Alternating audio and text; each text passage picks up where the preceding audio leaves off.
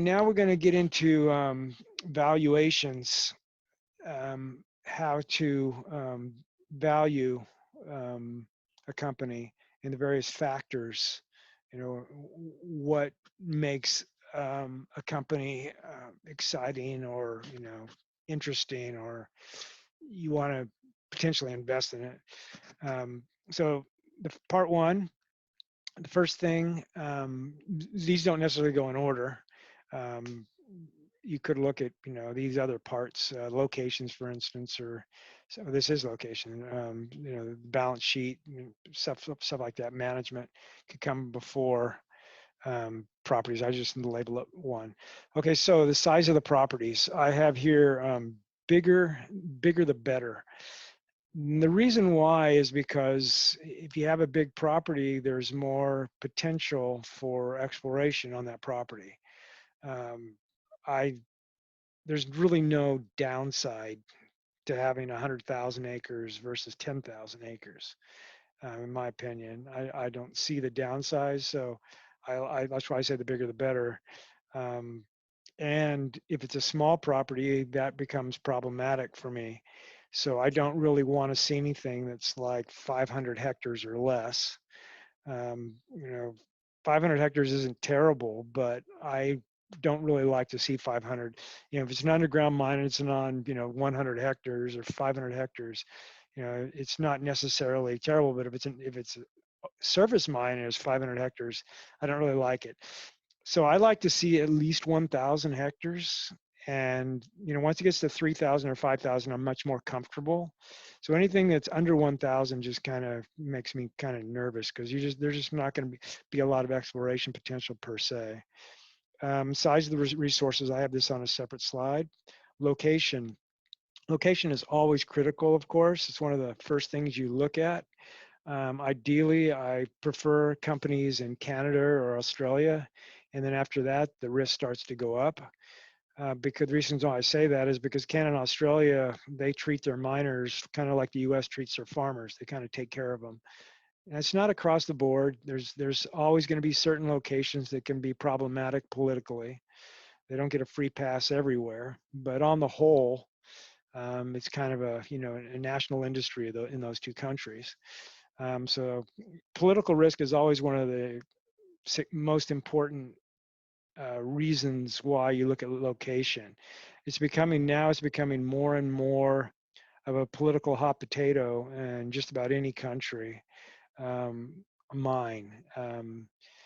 It can have environmental issues, and it can damage the water supply, and that's for one issue, and always be an eyesore for open pits, of course.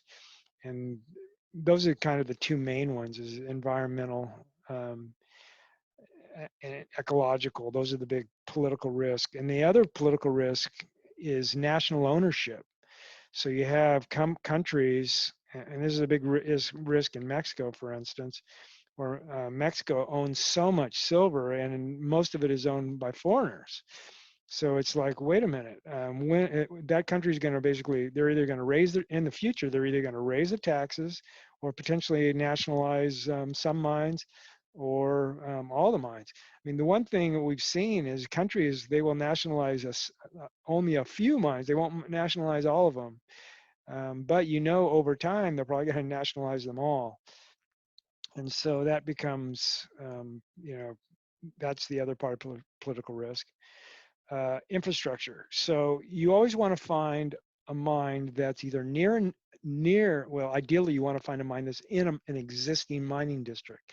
If it's not in an existing mining district, then you want it near another mine, either that's currently producing or is produced recently. If a mine is basically an orphan in the middle of nowhere, then you're going to have potentially going to have infrastructure issues.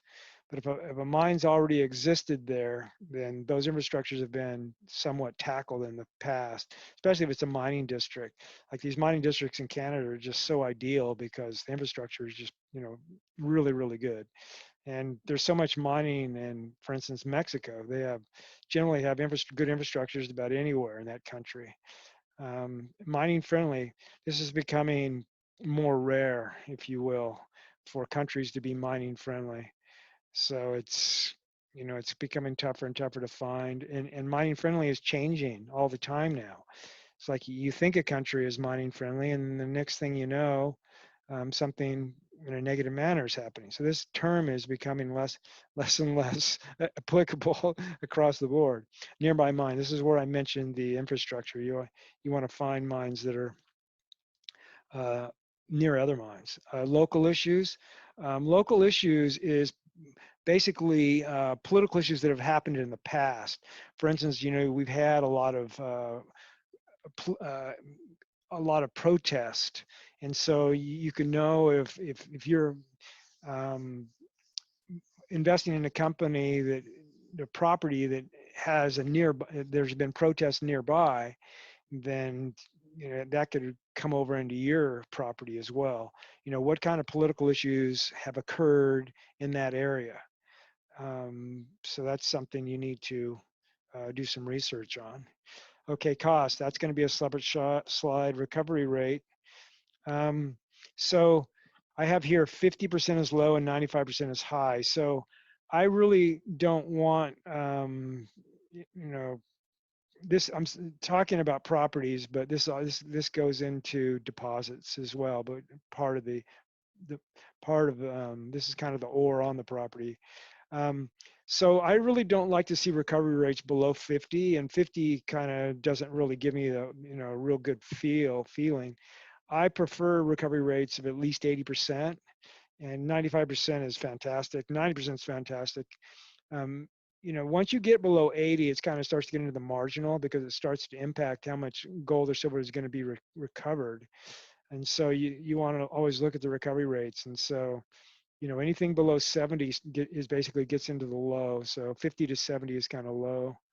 Is 70 somewhat 70 is marginal, if you will. I would say 65 is low. That's something you're always going to look at.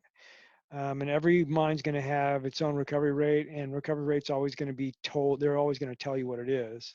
That's part of the PEA. It's part of the pre-feasibility, and it's part of the estimate of the resource. Okay, drill holes, we're going to do that on a separate slide. Grade, we're going to do that on a separate slide. Ownership, ideally you want to see the properties 100% owned, but they not always are, especially in a lot of these foreign countries. The countries will say have a mandatory 10% or 20% ownership. And then a lot of the times there's JV partnerships was so common in gold mining. So JV partnerships, I really don't like to go below 25%, and ideally I like to be 50% JV is ideal. I mean, that's the most you can get, a 50-50 partnership.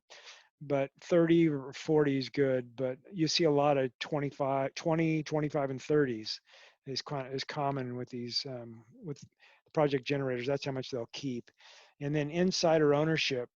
Um, I like to see the management to at least own 5%. You don't always see that in the larger companies, but in the explorations you see that quite a bit.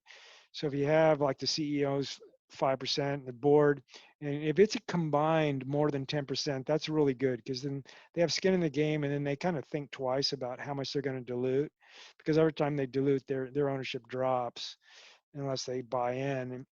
And ideally on insiders, I like to see at least 25% on exploration and development plays, so that they don't get taken out on a hostile takeover, or the insiders, there's kind of peer pressure. It's like, wait a minute, there's some of the peers are going, I don't want to give this thing away for a 40% premium. Let's hold on to it.